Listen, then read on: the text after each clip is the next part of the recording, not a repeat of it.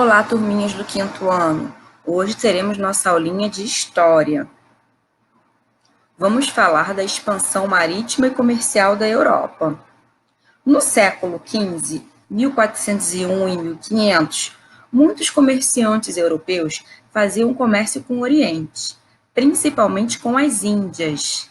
Ao se referir às Índias ou Índias Orientais, os europeus se referiam às terras do sul e sudeste da Ásia, território que corresponde atualmente aos países da Índia, Paquistão, Nepal, Indonésia, Tailândia, Camboja, Vietnã, Singapura e outros. Então, olhem só, Índias são diversos países aí, tá legal?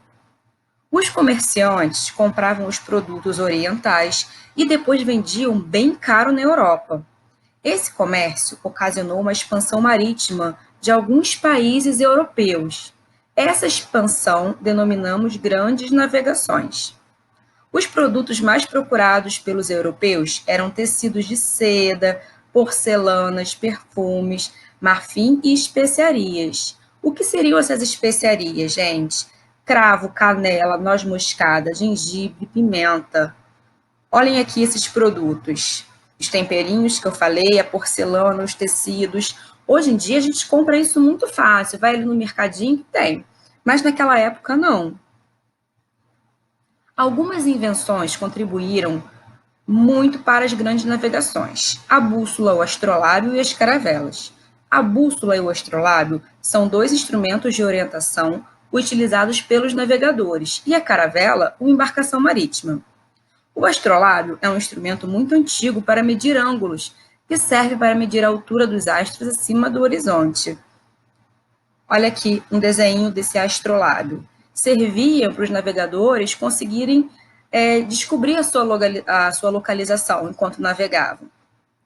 A bússola também é um instrumento de localização. E as caravelas, onde eles navegavam.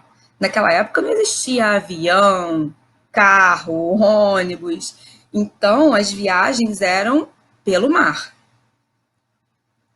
Portugal, pioneiro das navegações, pretendia chegar às Índias contornando o continente africano.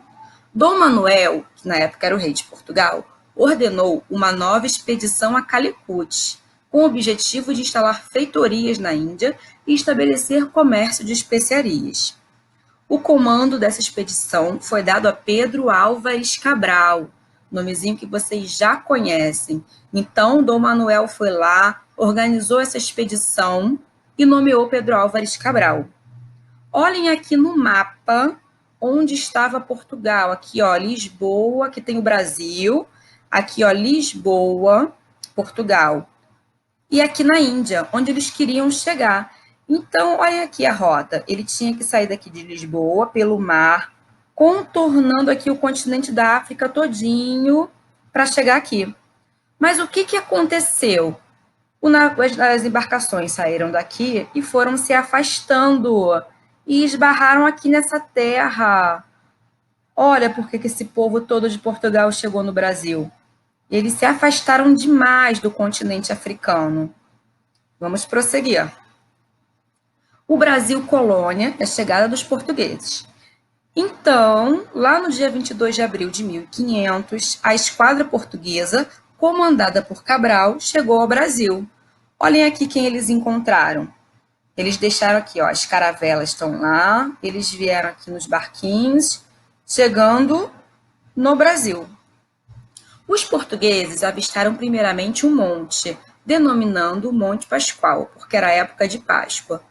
Eles aportaram em um local que recebeu o nome de Porto Seguro, no estado da Bahia. No dia 26 de abril de 1500, o Frei Henrique Soares realizou a primeira missa no Brasil. Olha aqui a imagem dessa primeira missa no Brasil. Missa que veio, a religião católica veio trazida com os portugueses, porque no Brasil existiam os índios. Eles nem imaginavam o que estava acontecendo direito. O escrivão da esquadra era Pero Vaz de Caminha, que escreveu ao rei uma carta relatando a viagem e descrevendo os povos que habitavam o Brasil. Os portugueses batizaram a terra com vários nomes: Ilha de Vera Cruz, Terra de Santa Cruz e, finalmente, Brasil. O nome Brasil se deu por causa da grande quantidade de pau-brasil existente na terra. Dessa madeira se extraía uma tinta vermelha, muito usada naquela época. Olha aqui a imagem aqui de um pau-brasil, ele por dentro, e o que era feito com essa tinta que saía do pau-brasil. Então, os portugueses começaram a extrair o pau-brasil da nossa terra e levar para Portugal. Lembre-se de que quando os portugueses chegaram ao Brasil, os povos indígenas já habitavam a terra. Existiam várias tribos. Então a gente fala do descobrimento do Brasil, mas na verdade eles apenas chegaram no Brasil. E como é que a gente vai descobrir uma coisa que já está ali, que já existe e já tem gente morando? O Brasil já estava descoberto, já era dos índios, mas os portugueses chegaram. Olha aqui a carinha de preocupação dos índios com a chegada deles. A princípio foi pacífico, houve troca, os portugueses deram espelhinhos, pedrinhas e tentaram ali uma relação de amizade. Mas aos poucos, os portugueses foram dominando todo o território.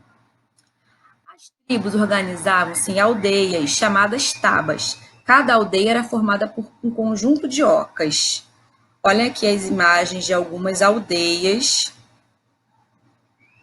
O chefe guerreiro era chamado de cacique e o chefe religioso era chamado de pajé.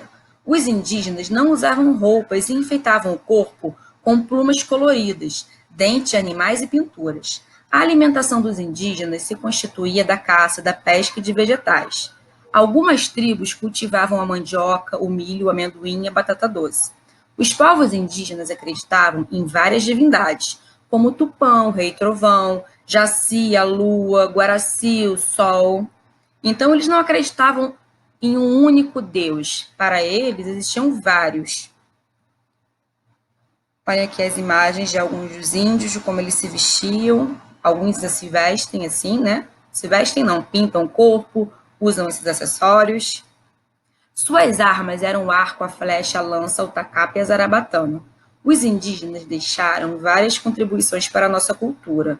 Na alimentação, o milho, a mandioca. No vocabulário, jacaré, jacarandá, tatu. Nos costumes, dormir em redes, tomar banho diariamente. Aí temos algumas imagens aqui dos costumes que herdamos desses índios. Hoje, quem é responsável pela proteção dos povos indígenas é a Fundação Nacional do Índio, que é a FUNAI. É uma organização do governo brasileiro. Dia 19 de abril, comemora-se no Brasil o Dia do Índio.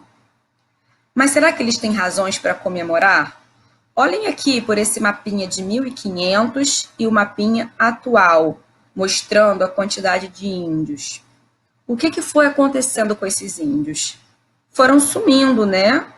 Muitos foram mortos, os portugueses colocaram alguns para fazerem trabalho escravos. Então, eles foram perdendo o domínio da terra que era deles. Hoje são pouquíssimos povos indígenas que ainda existem no Brasil e tem um órgão, que é a FUNAI, que está ali para protegê-los, né? Mas, infelizmente, muitos índios perderam a vida desde que os portugueses chegaram ao Brasil. Então, gente, eu vou deixar um textinho, toda essa matéria vai estar num texto, e os exercícios para vocês responderem, tá legal? Em breve eu coloco mais uma aulinha de história aqui. Um beijo a todos!